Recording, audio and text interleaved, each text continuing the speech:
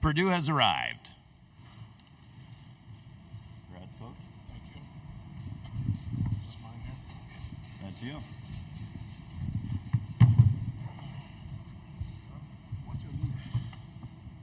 We're joined now by Lance Jones, Fletcher lawyer, Zach Eady, and head coach Matt Painter from Purdue. We'll ask Coach to open things up with a statement, then we'll take questions for student athletes first. Coach. Yeah, obviously, very competitive game. I thought both teams' defense was way better than their offense. I think especially in the second half, I thought our guys did a really good job defending in the second half. With that being said, I thought NC State, holding us to 28 points in the second half did a good job also. It was just one of those grinder-type games where, we made a few more shots than them, made enough threes, and obviously wanted to keep establishing Zach inside and kind of playing off of that in terms of they were doing some different things with him and just making the right decision and then being able to attack at that point or take the threes that we were given. But we made enough of those. But I thought our defense was really good in the second half. We didn't have any breakdowns. We had, in my opinion, too many breakdowns in that first half defensively. Anytime we had those breakdowns with that one stretch, it seemed like they scored. But I thought we were very competitive, that we played hard. We just didn't play great. I don't think either team played great. If you kind of look at their run to get here and our run to get here, both teams were way better offensively than you saw today. But that happens in basketball at times, so you got to give our guys credit for hanging in there and grinding one out. Really, we've grinded it out the last two games. But, when it's freewheeling and you're scoring the basketball, it's more enjoyable to watch, it's more enjoyable to play, it's more enjoyable to coach. But to win a championship and get 6 games and be able to win 6 games, you're going to have a couple games in there, a game or two, to where you just don't play as well offensively, and you got to find a way to win that. So congrats to our guys for finding a way to do that. First question for the student athletes is going to come in the front row. Second chair in. Hand the microphone to your left. Thank you. Hey guys, Arash Mandani from Sportsnet Canada. Zach, you made the decision to come back this year to now be one win away, one game away, playing Monday night. Means what to you at this point? Yeah, I mean, this game is what we've been talking about all year. The reason I came back is playing games like these. Really the reason I've been playing college basketball for 4 years. Like, we talk about this every year, and to finally get to this game is big time. And then we got to obviously keep going and keep playing. But yeah, these are the games you come back for, and these are the games that you play for, and you work and you practice every day for. Continuing with questions for the student athletes up front, Zach. Zach Brazilian, you're a post for Zach and Fletcher. Could you just, describe what it feels like to be in the title game after obviously last year losing in the first round, to come back and now, kind of bury those demons, obviously, and to be 40 minutes for 1-8 all? We'll ask Fletcher to take that first, then Zach. Fletcher. It's everything. It's everything we've worked for, everything we've thought about. A lot of late nights. Can't even sleep because you're thinking about it. It's been tough, but we fought, and we're going to keep fighting. We got 40 more minutes till we're national champs, so we're going to push everybody as far as we can, and we're going to play as hard as we can. And Zach. Yeah, like you said, it's a really big deal, but obviously we still have a game to play. Like no one's celebrating right now. We're going to keep locked in, keep focusing on these games plans, and get back to work. Up front on the left side, Fanta. I'll go to Lance with this one. John Fanta, Fox Sports. Lance, as Coach said, this wasn't always the prettiest game. You supplied some big-time shots for your team in this one, but what does it say about this team that maybe when it's not the most glamorous game, you guys can still outwill the other team with your defense and with your toughness? Yeah, it says a lot about our team. Every win is not going to be, nice and pretty. This one happened to be grinded out. We stuck with it. They made runs. We had dead periods, but most importantly, we stayed with it, and, we got necessary stops down the stretch. Toward the back of the room in the center. Kevin Sweeney, Sports Illustrated for Lance and Fletcher. The confidence that you guys elevated on some of those threes, especially in the second half, to put them away. I'm curious maybe what that says about the personality of this group and the way that you guys believe in yourselves in these big moments? We'll ask Lance to take that first, then Fletcher. Lance. Yeah, I think it's about repetition. I know me and Fletcher, we get in the gym extra. We shoot after bad games, after good games. The work stays the same. We don't want to shy from moments like this. We worked our whole lives to be in this position, and I think it's just about having confidence. And I can speak for me and my Fletcher that we have a lot of confidence right now. And Fletcher. Yeah, we've just done too much to not shoot it with confidence. We've played basketball for so many years. Now we're on the stage that we've worked for. This is why we play.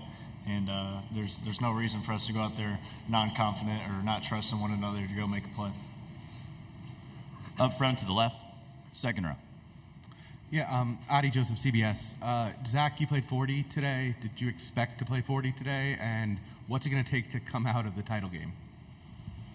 I don't know if I expected it, but I was ready for it. I'm gonna be ready for it every game.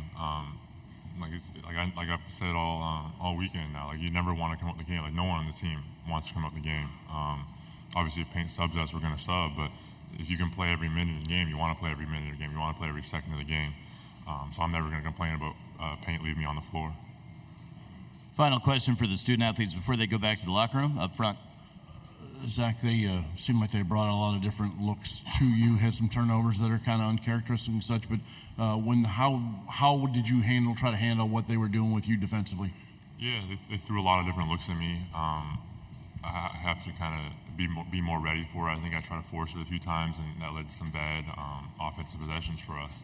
But obviously, kind of just when they keep going, you kind of get the rhythm and you get the flow and you understand it. And I think towards the end of the game there, I kind of picked it up and I kind of understood what they were doing, and we kind of made that run there. We want to thank Lance, Fletcher, and Zach for joining us here in the main interview room. They're going to head back to the locker room and join their teammates. The Purdue locker room remains open, and we're going to take questions for Coach Painter. Let's begin up front with Adam. Hey, Mac, congratulations. Adam Zagori, NJ.com. Just, I guess, after losing the last few years to double-digit seeds, how satisfying is this for you and your guys? And, what does it mean in the light of what's happened? I mean, obviously, if you look at their run and who they've beaten, Duke, Marquette, obviously Oakland beat, Kentucky. They beat a good Texas Tech team that got third in the Big 12. Pretty impressive run.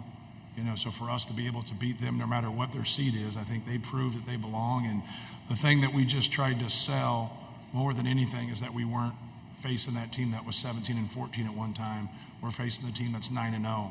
But just getting a win without any of the particulars is worth it, right? To be able to advance. And I always talk about that, about trying to win a Big Ten championship. So everybody wants to talk about winning it. And I said, man, you got to get yourself in position before you can win one. And so it's like winning a national championship. You can talk all you want, but if you're not going to play on Monday, you don't have a chance. And so obviously we've put ourselves in a position, to win one. And, you got to give our guys credit, man. Our guys have been able to battle back, but they've also, been able to handle a lot of adversity. Up front to the right, Arash.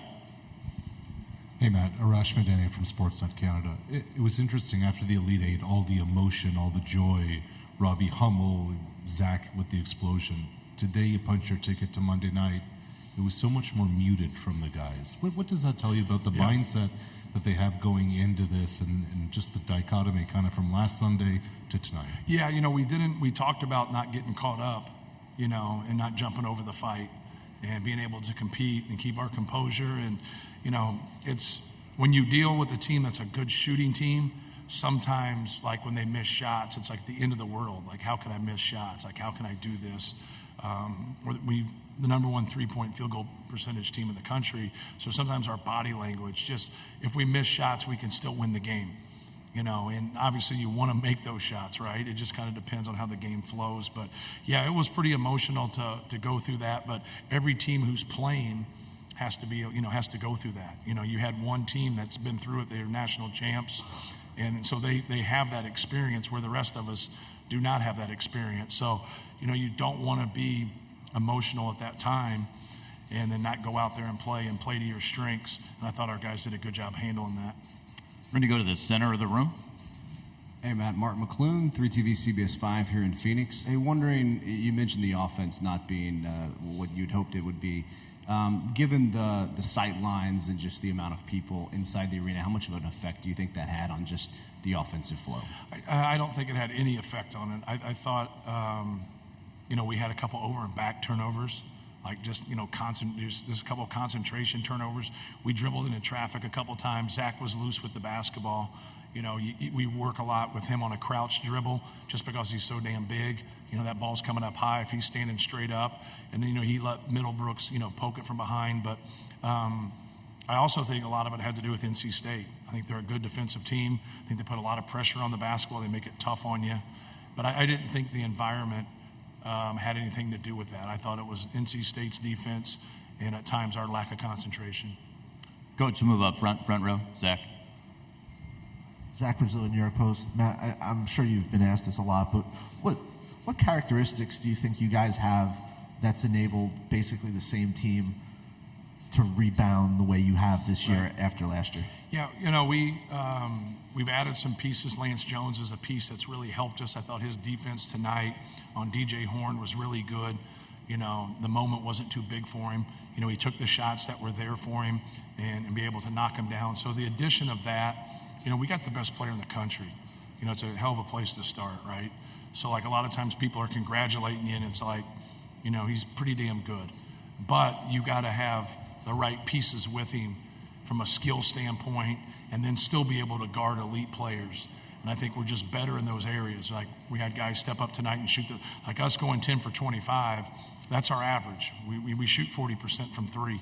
So, now if we can have games where we can get more and then shoot a better percentage, that really helps him. We got to do a better job of helping him. He turned it over tonight. Braden turned it over tonight, so we didn't give ourselves a great chance there. And that's what you want. You want that complete game, and I think that's where we've been able to adjust. We haven't turned the ball over as much, even though tonight we had more than 13. So we're now 7-4 when we have 14 to 17 turnovers, but we're 27-0 when we have 13 or less. So keeping that number down, and why you got to jump on that and have such a magic number, but doesn't mean we can't win when we have more than 13. But so far we haven't gotten beat when we've had 13 or less. Up front to the left, Fanta. Matt, John Fanta, Fox Sports. Zach Edey has become the first player in the NCAA tournament's history to have 20 and 10 while shooting at least 60% from the floor in 5 games in a single tournament. A lot of times on this stage, we sometimes see the best players could get phased or could get rattled. Right. It feels like nothing does that to him. What are you just continually seeing from this person? Right. Well, I thought they did a good job tonight. I thought they battled him. They pushed him out some. They made it difficult on him. They forced him into 5 turnovers. But he still got to his spots. And if he can get to a spot for his jump hook or he can get it at the rim, he didn't have a lot of dunks, kind of easy ones tonight. He had to earn almost everything, whether he was going to his left hook or his right hook, and just continue to play and continue to compete. But it's really about running things and getting in that position. If he can get there, he's had a lot of success. It doesn't guarantee he will, but the numbers kind of show that once he gets there and gets settled, he's been pretty successful. On the left side, Jerry. Hi, Jerry Palm, CBS. Braden Smith obviously had a very rough first half, didn't hit any shots, turned the ball over a lot. What kind of adjustments do you make at halftime with him to try and get him back on track? Yeah, not really adjustments as much as just try to be encouraging, to tell him, 2 of those turnovers are over and backs. He hasn't done that the whole year. So, you don't know if it's just you got jitters or the anxiety a little bit of just, being out there. But, to me, you can't dribble across half court and stop, right? You can't go the other way. And so right as you're 2 feet and the ball gets across half court, and so he's a, quintessential point guard. He runs the show for us. So just trying to, get him in with good spirits and just hey, go out and play your game. Do when we run stuff, just be aggressive. Look for your shot, keep shooting. And, but no adjustments really. Obviously he didn't turn the ball over the second half, so that was good. And we rely a lot on him. So when he has a little bit of struggles, it's easier for him to get out of it because he stays out there. He plays through his mistakes. We want to congratulate Coach Painter, and thank you, Coach, for joining us here in the main interview room. See you back again tomorrow. All right. Thank you.